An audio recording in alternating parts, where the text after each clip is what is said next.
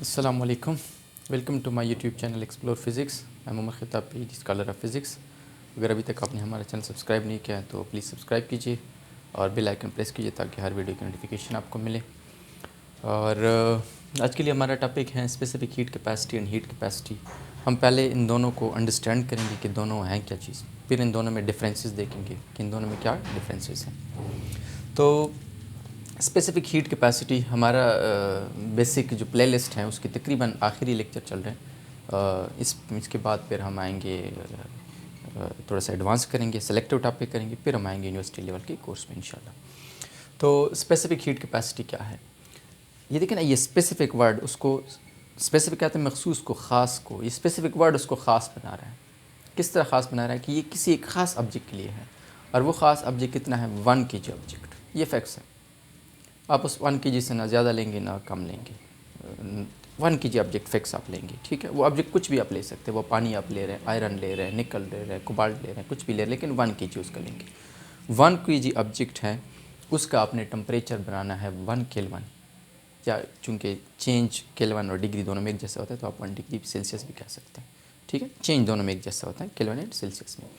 तो 1 केल्विन आपने उसका टेम्परेचर चेंज करना, मैंने चेंज लिखा है, बढ़ाना। अगर आप बढ़ाते हैं तो वो भी चेंज, अगर आप घटाते हैं तो वो भी चेंज है। आप चेंज करते हैं का मतलब है कि आप बढ़ा रहे हैं या घटा रहे हैं।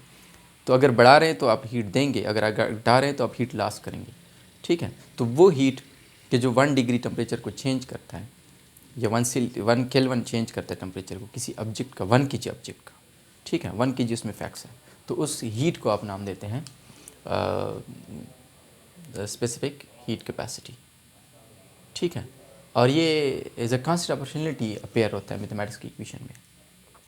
वो कैसे, अब देखते हैं थोड़ा सा मैथमेटिक्स के स्टेप, कि अगर आप हीट किसी सिस्टम को देते हैं तो उसके साथ टेम्परेचर बढ़ता है। टेम्परेचर और हीट का मतलब कि डायरेक्ट रिलेशन है। तो del Q proportional to del T, इसका ये मतलब है कि अगर आप चेंज कर रहे हैं टेम्परेचर को तो उससे हीट को, तो उससे टेम्परेचर भी चेंज होगा। इन द सेम में डेल क्यू का मैस के साथ भी डायरेक्ट प्रोपोर्शन है कि जितना आप मैस बड़ा होता है उसको ज़्यादा हीट चाहिए, मैस कम होता है तो उसको कम हीट चाहिए।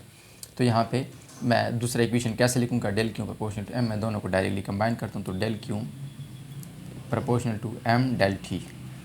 अब अगर मैंने प्रोपोर्शनलिटी को ख़त्म करना है तो इक्वल साइन और कोई कांस्टेंट लगाना है, और वो del Q is equal to C M del T. ये सी कांस्टेंट प्रोपोर्शनलिटी है जिसको हम नाम देते हैं स्पेसिफिक हीट कैपेसिटी। तो ये is a constant opportunity appear होता है, जिसका मतलब है कि ये डिपेंड करता है नेचर ऑफ द मटेरियल पे। क्या मतलब इसका, मतलब ये है कि अगर आपके पास 1 kg वाटर है, आप उसका टेम्परेचर जो है वो 20 से 21 कर रहे हैं, या 0 से 1 कर रहे हैं, या 15 से 16 कर रहे हैं, हर हमेशा उसको एक जैसा हीट रिक्वायर होगा। और इन द सेम में अगर आप नेचर चेंज कर रहे हैं, वाटर के बजाय आप निकल ले रहे हैं, तो उसका अगर आप सपोज़ 20 kg का टेम्परेचर 20 केल्विन से टेम्परेचर 21 केल्विन बना रहे हैं, तो उसको अलग हीट चाहिए। तो नेचर जब आप मटेरियल का चेंज करते हैं तो स्पेसिफिक हीट कैपेसिटी उसके साथ चेंज हो जाती है। अच्छा, अब इस इक्वेशन से अगर मैं सी को फाइंड आउट करूँ तो दोनों साइड को एम डेल्टा टी से मैंने डिवाइड किया, तो C is equal to del Q divided by M delta T. यहाँ से मैं इसका यूनिट फाइंड आउट कर सकता हूँ, जूल पर केल्विन पर केजी। तो स्पेसिफिक हीट कैपेसिटी का यूनिट क्या है, जूल पर केल्विन पर केजी। अच्छा, हीट कैपेसिटी क्या है, इसी इक्वेशन में, इस इक्वेशन को अगर मैं दोनों साइड को m से मल्टीप्लाई करूँ, ठीक है, दोनों साइड को मैंने m से मल्टीप्लाई किया, तो यहाँ से m और m कैंसिल, यहाँ से ये mc आ गया। तो product of mass and specific heat capacity, तो इसको हम नाम देते हैं हीट कैपेसिटी। जो कि क्या बता रहे हैं, ये तो एक कांस्टेंट हो गया ना 1 kg ऑब्जेक्ट के लिए। अब अगर आप इस m को, ऑब्जेक्ट का m बढ़ा रहे हैं, तो उससे क्या होगा कि डेल क्यू आप चेंज कर रहे हैं तो ज़्यादा हीट आपको चाहिए होगा, और अगर मैस आप कम कर रहे हैं तो कम मैस। तो मतलब ये है कि हीट कैपेसिटी में मैस कोई शर्त नहीं है कि आप 1 kg लेंगे, 0.5 kg लेंगे, 1.2 kg लेंगे, कितना भी आप, जितना भी आप मास ले सकते हैं, ठीक है। तो product of mass and specific heat capacity, इसको हम नाम देते हैं हीट कैपेसिटी, या दूसरे अल्फाज में कि ratio between heat given to a system and temperature, rise in temperature, ठीक है। तो इसको भी आप यहाँ से भी आप डिफाइन कर सकते हैं कि डेल क्यू और डेल टी का जो रेशो है वो हीट कैपेसिटी कहलाता है, या प्रोडक्ट ऑफ एम एंड सी जो है वो हीट कैपेसिटी। तो ये एक कांस्टेंट नंबर हो गया। अब अगर आप मास बढ़ा रहे हैं तो ज़्यादा हीट कैपेसिटी ज़्यादा हीट आपको चाहिए, और अगर आप कम मास हैं तो कहने का मतलब क्या है कि अगर ज़्यादा मास है तो ज़्यादा हीट चाहिए उसका टेम्परेचर बढ़ाने के लिए, अगर कम मास है तो कम हीट चाहिए। एग्जांपल से कैसे समझ सकते हैं? फॉर एग्जांपल 10 kg वाटर है, उसके लिए जो हीट चाहिए वो कम होगा as compared to 20 kg water. 20 kg water का टेम्परेचर बदलने के लिए जो आपको मास ज़्यादा तो ज़्यादा हीट आपको चाहिए उसका टेम्परेचर बदलने के लिए, और मास कम है तो आपको कम हीट चाहिए उसके टेम्परेचर को बदलने के लिए। तो डिफरेंसेस क्या हैं इन दोनों में? डिफरेंसेस ये हैं कि ये इसमें 1 kg ऑब्जेक्ट शर्त है, यहाँ कोई ऐसा 1 kg ऑब्जेक्ट शर्त नहीं है। ये नेचर ऑफ द मटेरियल पे डिपेंड करता है, ये नेचर ऑफ द मटेरियल पे नहीं बल्कि अमाउंट ऑफ द मटेरियल पे डिपेंड करता है। और इसका यूनिट क्या है? स्पेसिफिक हीट कैपेसिटी का जॉल पर केजी पर केल्विन है, और हीट कैपेसिटी का यूनिट क्या है?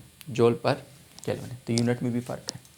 तो अगर मैं समराइज़ करूँ तो स्पेसिफिक हीट कैपेसिटी क्या है? 1 kg ऑब्जेक्ट का टेम्परेचर 1 केल्विन बदलना है, कितना हीट चाहिए, वो स्पेसिफिक हीट कैपेसिटी या स्पेसिफिक हीट है।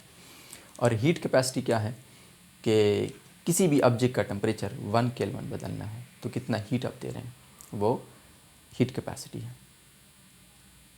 तो हीट कैपेसिटी में मतलब कि अगर मास कम है तो कम हीट चाहिए, और अगर आप मास ज़्यादा कर रहे हैं तो ज़्यादा हीट चाहिए। होपफुली आप समझ अंडरस्टैंड कर चुके होंगे। अगर कोई सवाल है तो question are always welcome. Thank you all.